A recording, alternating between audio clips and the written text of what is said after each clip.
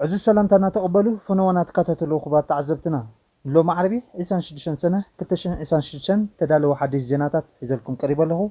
كم تلمود سبسكرايب شير تاقبركم صحنا خطة تبابعو بخبر حتت فلما كنا تاتو تقراي اتتقاوم زقوطم اواج كتكبر تأزاز تمحلاليفو ኢትዮጵያ ፈለማይ ባንኪ ጸባጥ ባደ ተኸፊቱ ሱዳን ተበግሶ ውድብ ሕቡራት ሃገራት በሓጎስ ተቀቢላቶ መቁራጽ መርበብ ሪላይ ድሮን አሞንጎ ሩሲያን ቤላሩስን ወጥሪ አላዓይሉ ውድብ ሕቡራት ሃገራት አወሽ መጥ ሄርሞስ ዘካይዶ ዝነበረ ስርዒት ሙጻእ አቋሪጽዎ ብዙሃት ሃገራት ንቬንዙዌላ ኣብ ጻዕሪ ህይወት አድሕን ንምሕጋዝ ቃልኣቴን ኣለዋ ماركريبيو أما كلام برا عدت كايد الله إذن كلام بزرز حزركم كأربعة كتكاتاتول نبخبر عدم أبتغاي نسومنات كايد زقنة أواج جدد وتادروا وقلقالوت أبقبر خوعل تأزاز تمحلالي فو كنت سلستميتن سوسان شديشن إزبار كلتميتن عسر شومنتن زبل ما تسوي استوابو إذا حدش أواج 4 شومنتن زحزة خوينو أو شخص موت زوج بركز زبلو عنك زحزيو ብዙሓት ተጋሩ ነዚ ኣወጅ ኣመልኪቶም ኣብ ማሕበራውን ስሩዕን ሜድያታት ተቃውሞ ከስምዑ ዝቆነዩ ኮይኖም ካብ ተሪ ትእዛዛት ዝተኣዋጅ ጀሚሩ ክሳብ ግዜ ተፈጻምነት ይንቀፍ ገለ ተረቲ ዓንቀጻት ኣዋጅ ኩናት ትግራይ ጀመረሉ ጥቅምቲ 2013 ብኣቆጻጽራ ግዝስ ንድሕሪት ተመልሱ ግብራዊ ከም ዝኸውን ይድንገግ ነዚ መሰረት ብምግባር ዓለም ለኻዊ ተጠባቕቲ ሰብኣዊ መሰላት እቲ ኣዋጅ መዝማዝን ኣሰካፍን ብምባል ክኽለስ ወይ ድማ መሊኡ ክስረዝ ፀዊዑ ኣብ ኢቢቢሲ ትግርኛ ዝኣተወ ብረቡዕ 24 ሰነ 2026 ዓመተ ምህረት ዝተወስደ ደብዳቤ እቲ ንሕገ መንግስታውን መትከላትን ዝጥሕስ ተባሂሉ ዝንቀፍ ኣዋጅ ካብቲ ጠቕሰ ዕለት ጀሚሩ ግብራዊ ክኸውን ከም ተወሰነ የመልክት እቲ ናብ ቤት ጽሕፈት ፍትሒ ዝተጻሕፈ ደብዳቤ ናብ ላዕለዋይ ቤት ፍርድን ናይ ኮሚሽን ብሄራዊ ክልላዊ መንግስቲ ትግራይን ቅዳሕ ዝተገብረ ኮይኑ ብምክትል ኣፈ ጉባኤ ተኽልል ምሕረት በረ ሓጎስ ተፈሪሙ ዝወፀን ትእዛዝ ምዃኑ ተመልኪቱሎ زحدش كلاو بيت مغري نجزيو محداد تجري تكيو سلطان استقاصصر أكل نت سنة كاب إسان 4 جمعة 2018 بأقاصصر جئز كم تصدقيو زجلز تخونه السنة كم زوتن أبتوان بزخونه مجستوى أكل كونه كلاو ميدا أي تجلس نيرو سبسلطان تجري زدقوا زيجاتات بجدي نوتا درا أقول كله زوتون نتاوتون دما كبيت مقطعات زوسن زبول حدش أواج كسرس تكاتة تبعتي 7 مسألات Human Rights Watch صويعيو تجارجنا كابسلاتات تاعنا وخينات كل عامتات أي حوين زلوا وختبل زجلت أب Human Rights Watch مكتب دايركتور أفريقيا زغنت لا تشيا بدر سبسلت أنا تخلل نتزول بوليتيكا وترت مفتح نسبيلان بجدنا وتهدروا أقول قلت بمقتون نستكبر نزنقفو بمقطعان كخون يبلوني لا بمسألة تبعت تكالات 7 مسألات سبسلت أن تخلل عبالات حياة تجري زنبرو نبهادتاتهم كملسو يؤذوا خمزلون ገዛ እናዘሩ ድማ ትሕቲ ዕድመ ዝርከቦም ዜጋታት ብግዲ ይምልምሉ ኣለዉ ይብል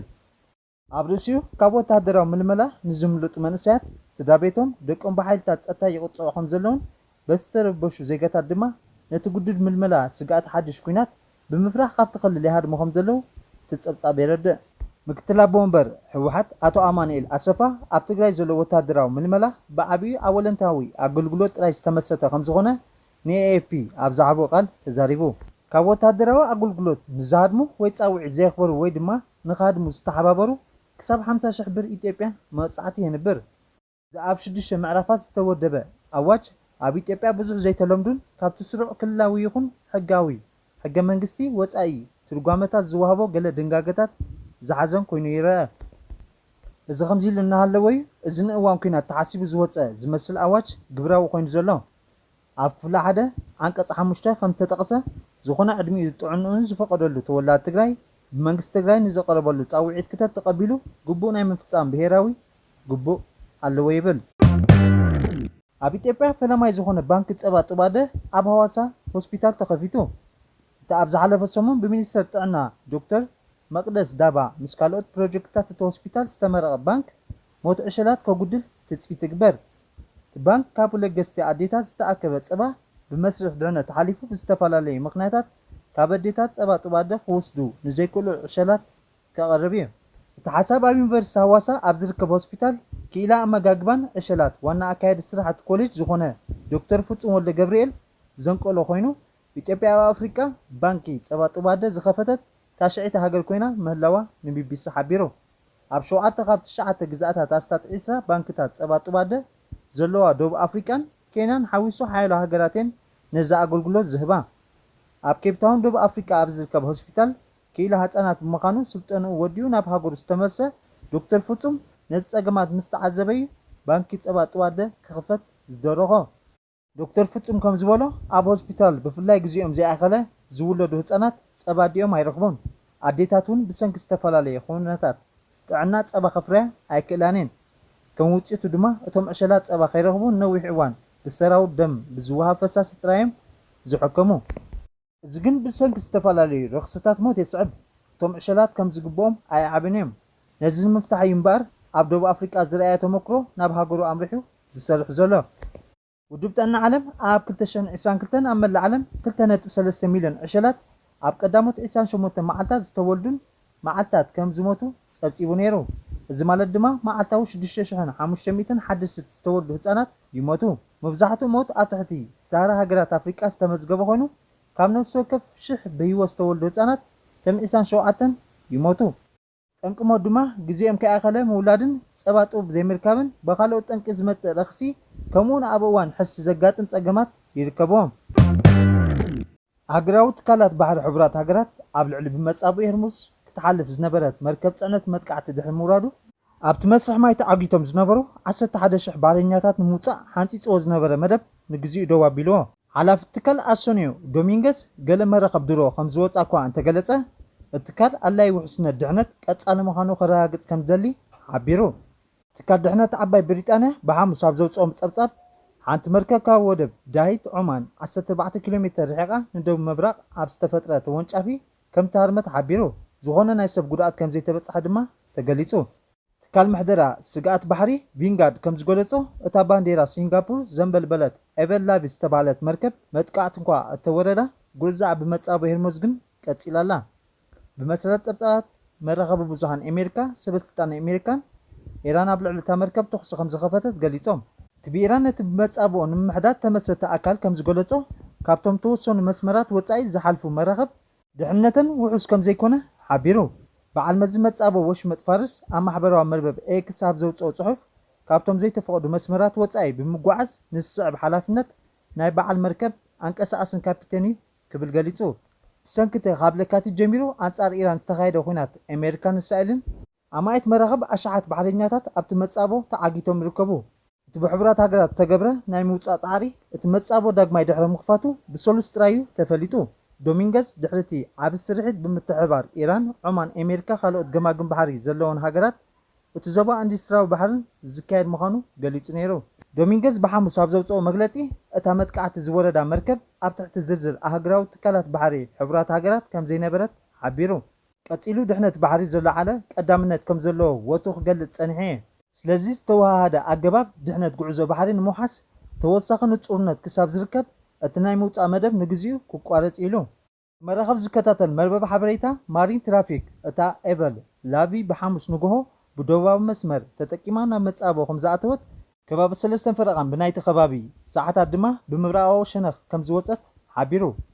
ቪንጋርዱን ዝሆነ ይሁን ሓገዝ ከም ዘየለ ጸብጺቡ ዝሓለፈ ሰሙን ኣሜሪካን ኢራን ብመሰረት 14 ነጥብታት ዝሓዘ ስምዕ ነቲ ተጻብኦታት ንምውጋድ ተራዳድየ ነይረን እቲ ስምዕ ኢራን ንሱሳ መዓልታት ብዘይ ክፍሊት መራኸብ ክሓልፋ ከተፍቅድ ዝጽውዕ ነይሩ እንተኾነ ቴህራን ነቲ መጻብኦ ንምስጋር ከም ቀረጽ ወይ ግብሪ ዘይኮነስ ናይ ባሕሪ ኣገልግሎት ክፍሊት ክትሓትት መደብ ከም ዘለዋ ደጋግማ ክትገልጽ ጸኒሓ እዚ መደብ እዚ ብኣሜሪካ ሓያል ተቃውሞ ዘጋጠሞ ኮይኑ ሚኒስትር ጉዳያት ወጻኢ ኣሜሪካ ማርክ ሩቢዮ ብሰሉስ ኣብ ዝሃበ መጠንቀቕታ ዝኾነት ትኹን ሃገር ኣብ ትሕቲ ሃገራዊ መተሓላለፊ ማይ ኢሉ ዝፀውዖ መጻበ ሄርሙዝ ቀረጽ ክትከፍል ከም ዘይተፍቅደላ ገሊጹ ሩቢዮ ምስ ቴህራን ብዛዕባ ስምዕ ንምዝታይ ከም ኣካል ናይቲ ኣብ ወሽመጥ ዝገብሮ ዘሎ ጉዕዞ ኣብዚ እዋን እዚ ኣብ ባሕሬን ይርከብ ኣብ መወዳእታ ለካቲት ኣሜሪካን እስራኤልን ኣብ ልዕሊ ኢራን መጥቃዕቲ ድሕሪ ምጅማረን ቴህራን ነቲ ጽዕነታት ነዳድን ጋዝን ስትራቴጂካዊ ዝኾነ መተሓላለፊ ማይ بجبري عطيا نيرايا እዚ ድማ ከም ዋጋ ነዳዲ ኣብ መላእ ዓለም ክነህርን ከም ድኹዕ ዝኣመሰሉ ኣገደስቲ ቀረባት ክዕገቱ ምኽንያት ኮይኑ ይኹን እምበር ኣሜሪካን ኢራን ብ17 ሰነ ብዛዕባ ኒውክሌሳዊ መደባት ቴህራን ውግእ ንምብቃዕ ክወስድዎ ዘለዎም ካልኦት ስጉምታት ዝምልከት ናይ 60 መዓልታት ናይ ዘተ ግዜ ዝወስድን መዘክር ምርዳእ ድሕሪ ምኽታመን ዋጋ ዘይተፀረየ ነዳዲ ብዓቢ ክጎድል ፀኒሑ እዩ።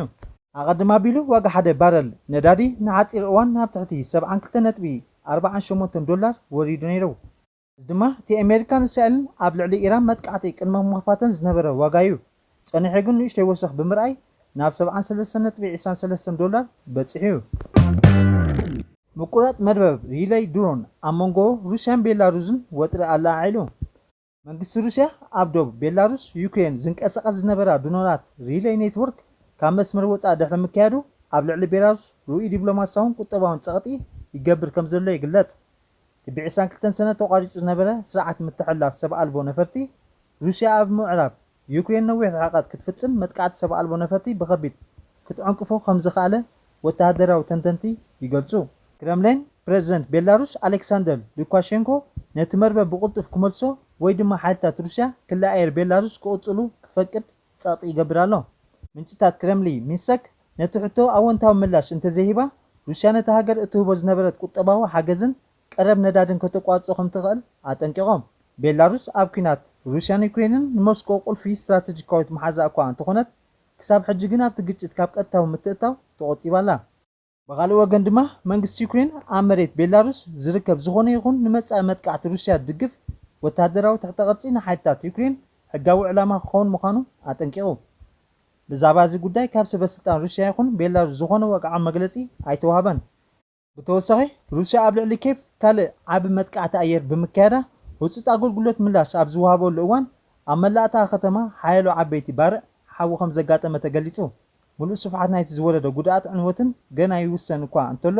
ናይ መጀመርታ ፀብፀባት ብዙሓት ፅልዋታት ሰፊሕ ዕንወት ከም ዘጋጠመ ይሕብሩ። እዚ ናይ ሎሚ መጥቃዕቲ ሩስያ ኣብ ልዕሊ ከተማታት ዩክሬን ናይ ነዊሕ ርሕቀት ሚሳይላትን ሰብ ኣልቦ ነፈርትን መጥቃዕቲ ኣብ ትቕፅለሉ ዘላ እዋን እዩ። ዳግማይ ካብ ቅድመ ግንባር ርሒቓ ነቲ ርእሰ ከተማ ዕላማ ኣብ ዝገበረትሉ እዋን እዩ። ብዙሓት ሃገራት ንቬንዙዌላ ኣብ ጻዕሪ ህይወት ኣድሕን ንምሕጋዝ ቃልኣቴን ኣለዋ። ኣሜሪካ $150 ሚልዮን ዝግመት ሓገዝ ከም እትልእኽ ኣፍሊጣ። ወታደራዊ ሓይሊ ኣሜሪካ ንጉጅለታት ረድኤት ንምድጋፍ ህፁፅ ስርሒታት ንምክያድን መጓዓዝያ መራኸብ ነፈርትን ናብቲ ሃገር ይሰድድ ምህላው ወግዓዊ መግለፂኡ ኣውፂኡሎ። ጸሓፊ ጉዳያት ወፃኢ ኣሜሪካ ማርክ ሩቢዮ እቲ ሃገር ንጉጅለታት ህይወት ኣድሕን ሕክምናዊ ፀጋታት ሰብኣዊ ሓገዝን ብውፅእ ተዋፍር ከም ዘላ ኣረጋጊጹ። እዚ ሓደጋ ንሓድሽ ዝምድና ኣሜሪካን ቬንዙዌላን ከም ቀዳማይ ፈተና ኮይኑ የገልግል ኣሎ።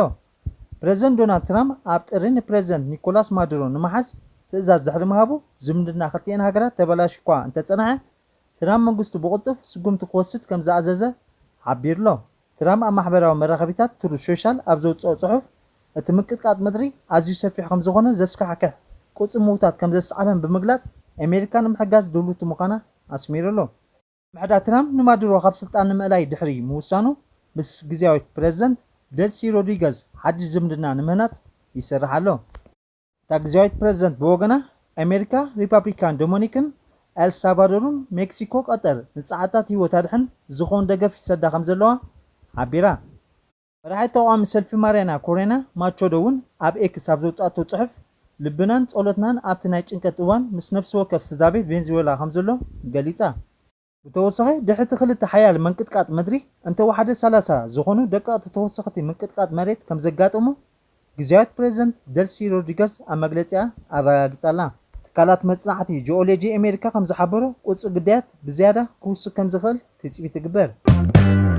ሱዳን ነቲ ኣብ መንጎ ሰራዊት ሱዳንን ሓይልታት ቁጡፍ ደገፍን ምልውዋጥ እሱራት ንምጥጣሕ ዝዓለመ ሓድሽ ተበግሶ ሕቡራት ሃገራት ብሓጎስ ከም ተቐበለቶ ሱዳን ትሪቡን ዝዘርግሖ ፀብፃባት ኣመልኪቱ። ዝእማመ ብውልቃዊ ልኡኽ ሕቡራት ሃገራት ፔካ ሃፒስቶ ዝቐረበ ኮይኑ እዚ ግጭት ኣብ ሚያዝያ 2023 ካብ ዝጅምር ንድሓር ከምዚ ዓይነት ምልውዋጥ ንምውሳድ ብህዝቢ ዝፍለጥ ፈለማይ ኣህጉራዊ ፃዕሪ እዩ። ሚኒስትር ጉዳያት ወፃኢ ሱዳን መሐመዲ ሳሌም መንግስቲ እቲ ተበግሶ ከም ዝድግፎ ምስ ቤት ፅሕፈት ልኡኻዊ ኣህጉራዊ ኮሚቴ ቀይሕ መስቀልን ምትሕብባር ድሉው ምዃኑ ገሊጹ። ካርቱም ብዛዕባ ምልውዋጥ ምሩኻት ኩናት ምክልኻል እሱራትን ብዝምልከት ኣህጉራዊ ሕጊ ተወፋይነትን ከም ዘለዋ እውን ኣረጋጊጹ። ኣብ መጀመርታ ናይዚ ወርሒ መንግስቲ ሱዳን ኣብ ሰሜንን ደቡብን ዳርፉር ብሓይልታት ቁጡፍ ደገፍ ተታሒዞም ኣለዉ ዝበሎም ልዕሊ 20,000 እሱራት ንክፍትሑ ውድብ ሕቡራት ሃገራት ምትእትታው ክገብር ብወግዑ ሓቲቱ ምንባሩ ይዝከር። ኣብ መላእ ዞቦታት ዳርፉርን ኮርዶፋንን ከምኡውን ካልኦት ቦታታት ተወሳኺ እስራት ተኣሲሮም ከም ዘለዉ ፀብፀባት ትሕብሩ። እቲ ዝሕሰብ ዘሎ መስርሕ ምልውዋጥ እስራት እንተተፈፂሙ ነቲ ኣብ ሱዳን ዝካየድ ዘሎ ኩናት ሓድሕድ ደው ንምባል ምትእምማንን ንምህናፅን ክሕግዝ ከም ዝኽእል ተዓዘብቲ ይገልጹ። ክቡራት ተዓዘብትና ናይ ሎሚ ነበረ መደባትና ነዚ ይመስል። ቁጥፉን እዋናውን ሓበሬታ ክትረኽቡ ላይክ፣ ሼር፣ ኮመንት፣ ሳብስክራይብ ገብሩ። ብክብሪ ዕድም ሰሰናዩ